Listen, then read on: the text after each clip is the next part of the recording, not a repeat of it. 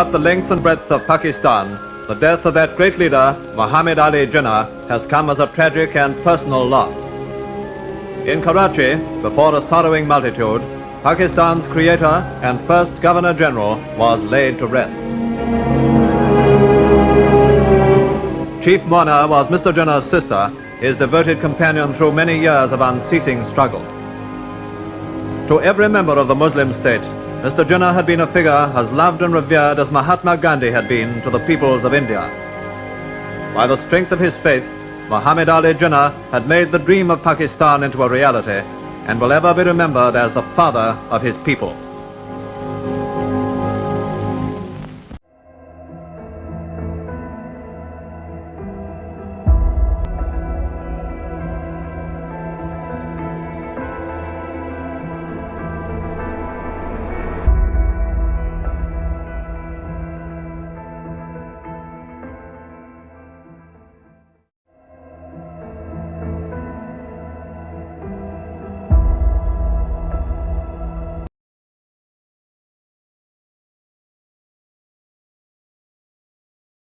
Assalamualaikum everyone.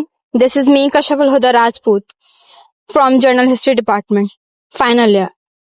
आज मुझे जिस बुक को रिव्यू करने का मौका मिला है वो फातिमा जिन्ना की लिखी गई माय ब्रदर है। फातिमा जिन्ना ने ये बुक अपने भाई के इंतकाल के 1-2 साल बाद लिखी थी। इसमें वो कायद-ए-आज़म मोहम्मद अली जिन्ना की जिंदगी को मुख्तलिफ पहलुओं में बताती हैं और उनकी जिंदगी को मुख्तलिफ हिस्सों में तकसीम करके बहुत अच्छी तरह उन्होंने किताब की शक्ल में तहरीर किया है।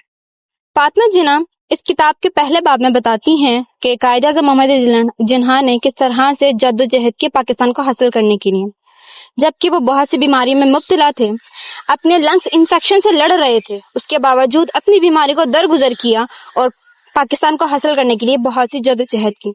मैंने इस किताब को कुछ पहलुओं में तकसीम किया है ताकि इस किताब को समझने के लिए हमें आसानी हो। जैसे कि पहले पहलू में मैं आपको बताऊंगी कि स्टेट बैंक की सेरेमनी उन्होंने अटेंड की जिसमें उन्होंने एक अपनी स्पीच दी थी। आगे इनकी किताब में उन्होंने बहुत सी मीटिंग्स अटेंड की और मुहाजिरीन को वेलकम किया।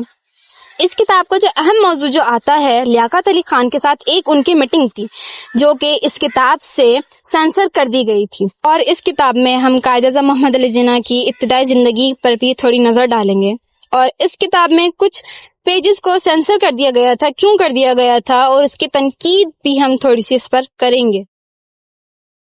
तो हम सबसे पहले कायद-ए-आज़म मोहम्मद अली जिन्ना की इब्तिदाई जिंदगी पर नजर डालते हैं। कायद-ए-आज़म मोहम्मद अली जिन्ना 25 दिसंबर को कराची के शहर में पैदा होते हैं। कायद-ए-आज़म मोहम्मद अली जिन्ना को बचपन ही से पढ़ने लिखने का शौक नहीं होता, तो ये इनके वालिद साहब सोचते हैं कि इनको अपने साथ बिजनेस में लगाया जाए, लेकिन कायद-ए-आज़म मोहम्मद अली जिन्ना का दिल भी वहां नहीं लगता। तो कायद-ए-आज़म मोहम्मद अली जिन्ना अपने वालिद साहब से ख्वाहिश जाहिर करते हैं कि मुझे वापस स्कूल में दाखिला दिलवा दिया जाए।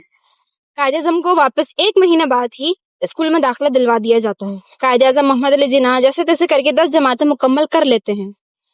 इनके वालिद साहब जिन्ना पूंजा जो कि एक अंग्रेज कंपनी के साथ काम कर रहे होते हैं, वहां के जनरल मैनेजर से उनकी बहुत अच्छी सलाम दुआ होती है। वहां पर वो उनसे बात करते हैं कि आप जिन्ना को लंदन भेजने का कोई इंतजाम कीजिए। तो वो कहते हैं कि लंदन भेजने के लिए इनको इंटर्नशिप करानी पड़ेगी। कायद-ए-आज़म मोहम्मद अली जिन्ना भी अपने वालिद के फैसले में हामी भर लेते हैं और लंदन जाने का फैसला कर लेते हैं। वो लंदन जाने का फैसला करते हैं कि वहां पर जाके वो बिजनेस मैनेजमेंट सीखेंगे। लेकिन कायद-ए-आज़म मोहम्मद अली जिन्ना के वालिदा माजिदा जो कि एक टिपिकल वालिदा होती हैं, जैसे कि पुराने ख्यालात रखने वाली, तो वो अपने लख्ते जिगर को अपने से दूर नहीं भेज सकती थी। तो वो फैसला करती हैं कि कायद-ए-आज़म मोहम्मद अली जिन्ना की शादी करवा दी जाए और शादी करने के बाद ये भले लंदन मुंतकिल हो जाएं। कायद-ए-आज़म मोहम्मद अली जिन्ना अपनी वालिदा के फैसले में हामी भर लेते हैं और शादी कर लेते हैं। इनकी शादी एक ख्वाजा इस्माइल फैमिली में करवा दी जाती है। 1 महीने बाद कायद-ए-आज़म मोहम्मद अली जिन्ना इंग्लैंड चले जाते हैं। वहां पर वो देखते हैं कि वहां पर लिबरलिज्म, डेमोक्रेसी वगैरह बहुत ज्यादा चल रही होती है और जो कि ये चीज उन्होंने बड़े सगीर में नहीं देखी थी। तो जिन्ना साहब वहां पर देखते हैं कि यहाँ पर बड़ी लिबरलिज्म चल रहा है, डेमोक्रेसी चल रही है, जो कि उन्होंने बड़े सगीर में नहीं देखी थी। वहां पर ये सब देखते हैं। कायद-ए-आज़म मोहम्मद अली जिन्ना को अखबार पढ़ने का बड़ा ही शौक होता है। वो अखबारात वगैरह पढ़ते हैं रोजमर्रा के और वो देखते हैं कि वहां पर रेवोल्यूशन चल रहा है और रेवोल्यूशन में ज्यादातर जो शिरकत थी वो कानून दानों की। تو قائد اعظم محمد علی جناح وہ سارا معاملہ دیکھ کر اپنا فیصلہ تبدیل کر دیتے ہیں. یہ سب دیکھنے کے بعد قائد اعظم محمد علی جناح ٹھان لیتے ہیں کہ وہ لا کریں. وہ اپنے گھر والوں کو ایک خط لکھتے ہیں کہ میں یہاں پر بزنس مینجمنٹ نہیں کر رہا, اب میں یہاں پر بیٹر لا سیکھوں گا. وہ اپنے گھر والوں کو خط میں ایک کی بات یہ بھی لکھتے ہیں کہ اب آپ کو میرا خرچہ اٹھانے کی کوئی ضرورت نہیں ہے, میں یہاں پر خود ہی مینج کر لوں گا. 3 سال تک قائد اعظم محمد علی جناح انگلینڈ میں پڑھائی کرتے ہیں اور اپنی پڑھائی مکمل کرنے کے بعد واپس اپنے گھر آتے ہیں. جب گھر آتے ہیں تو دیکھتے ہیں کہ گھر کے حالات وغیرہ بہت زیادہ بگڑ چکے تھے. جناح مجھا صاحب پر بہت سے کیسز لگ چکے تھے اور وہ بہت زیادہ قرضے میں ڈوب چکے. جب ان کے والد صاحب جناح پونجا صاحب ان کو دیکھتے ہیں تو بڑی ہی ان میں ایک امید کی کرن جاگتی ہے کہ اب تو میرا بیٹا آ گیا ہے اور اب یہ گھر کے اخراجات وغیرہ اٹھا لے گا اور گھر کو سنبھال لے گا. لیکن قائد اعظم محمد علی جناح کے دماغ میں کچھ اور ہی چل رہا ہوتا ہے اور وہ یہ سب دیکھنے کے باوجود وہ بمبئی جانے کا فیصلہ کرتے ہیں.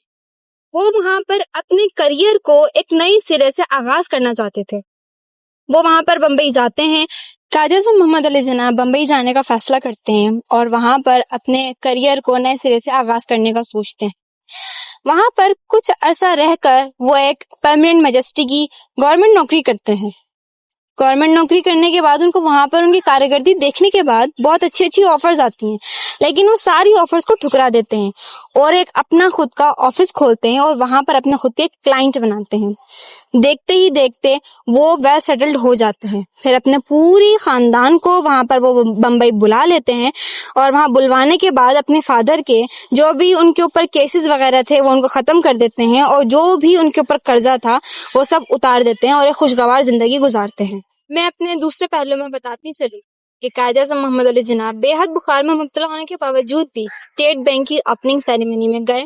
وہاں پر انہوں نے خطاب کیا اور اپنے خطاب میں دنیا والوں کو بتایا کہ جو پاکستان ابھی اسٹرگلنگ اکنامی بنا ہوا ہے, انشاءاللہ تعالی آگے جا کے یہ لیڈنگ اکنامی بنے گا.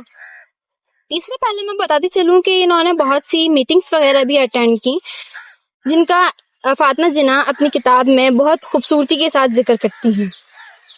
قائد اعظم محمد علی جناح نے لاہور کے واغا بارڈر سے مہاجرین کو ریسیو کیا اور بہت والہانہ انداز میں ان کا ویلکم کیا اور اپنی سمپتی ان کے ساتھ شیئر کی, ان کے ساتھ ملے اور ان مہاجرین کو بھی بہت زیادہ خوشی محسوس ہوئی قائد اعظم محمد علی جناح کے ساتھ ملنے کے بعد.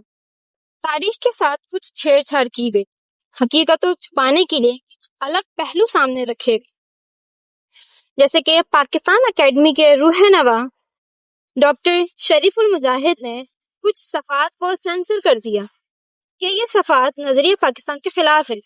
ہماری آنے والی نسلیں یہ صفحات پڑھیں گی تو ان پہ نظریہ پاکستان کا کیا اثر پڑے.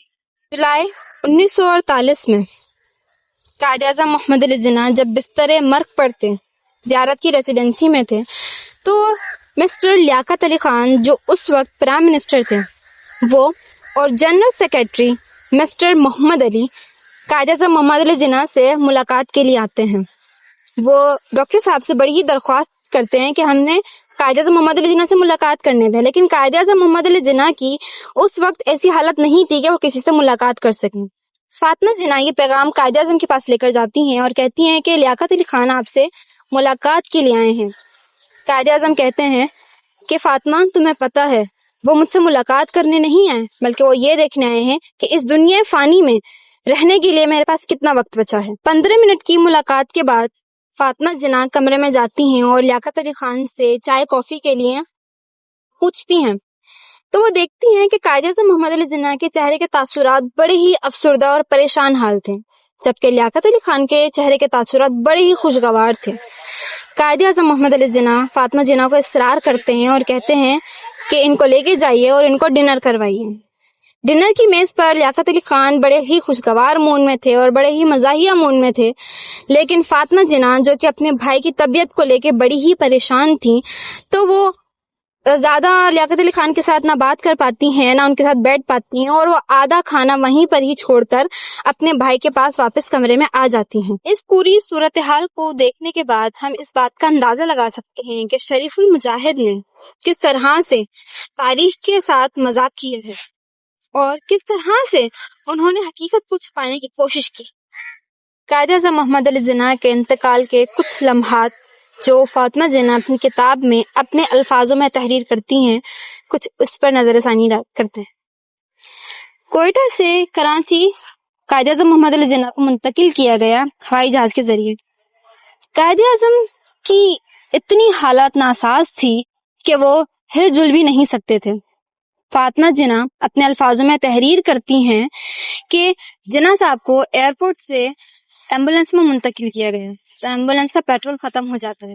فاطمہ جناح اپنی کتاب میں لکھتی ہیں کہ کراچی کا موسم خوشگوار ہونے کے باوجود اس دن اتنی شدید گرمی تھی کہ قائد اعظم محمد علی جناح پر مکھیاں بھن بھنا رہی تھیں، جس طرح سے کسی لاش کے اوپر بھن بھناتی ہیں۔ وہاں سے ایمبولینس بلوائی گئی اور 1 گھنٹے بعد ایمبولینس آئی اور قائد اعظم محمد علی جناح کو دوسری ایمبولینس میں منتقل کر کے ان کو ان کی آرام گاہ تک پہنچایا گیا۔ 18 سپٹمبر 1948 کو بابائے قوم قائد اعظم محمد علی جناح اس دنیا فانی سے رخصت ہو جاتے ہیں۔ فاطمہ جناح اپنی کتاب میں لکھتی ہیں کہ یوم پاکستان کے خطاب میں قائد اعظم محمد علی جناح نے جو پیغام لوگوں تک پہنچایا تھا اس کو رد کر دیا گیا اور لیاقت علی خان کے پیغام کو بہت بڑے بڑے الفاظوں میں شائع کیا گیا، یہاں تک کہ مختلف شہروں میں ہوائی جہاز کے ذریعے ان اخبارات کو پھینکا گیا۔ جب یہ بات فاطمہ جناح کے کانوں تک آئی تو فاطمہ جناح اپنے بھائی کی حالت کو لے کے بہت سیریس تھی، ان کو اپنے بھائی کی فکر تھی نہ کہ کسی پبلسٹی کی، تو انہوں نے اس بات پر زیادہ غور و فکر نہیں کیا۔ اس ریویو کے اختتام میں آپ کے سامنے صفحہ نمبر 14 اور 15 کو پیش کروں گی کہ کس طرح سے فاطمہ جناح نے قائد اعظم کے پیغام کو ہائی لائٹ کیا ہے۔ تو چلیے آئیے دیکھتے ہیں کہ قائد اعظم محمد علی جناح کے کیا پیغامات تھے اور آج کے دور میں ان کے پیغامات پہ امپلیمنٹ ہو رہا ہے یا نہیں۔ 14 اپریل کو قائد اعظم محمد علی جناح ایک میٹنگ رکھتے ہیں جو کہ ملٹری کے سول آفیسرز کے ساتھ۔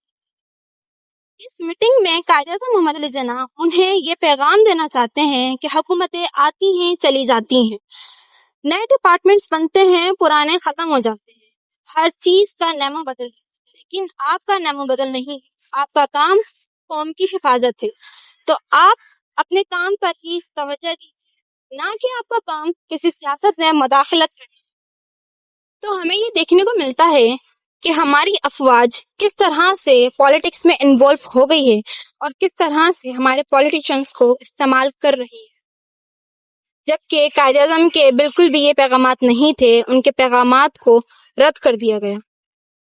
یہ تھا میرا آج کا بک ریویو، امید کرتی ہوں آپ کو پسند آیا ہوگا، اور میں آپ کو پریفر کروں گی کہ آپ بھی فاطمہ جناح کی لکھی گئی کتاب مائی بردر پڑھیں اور حقیقی تاریخ سے آگاہ ہوں۔ شکریہ۔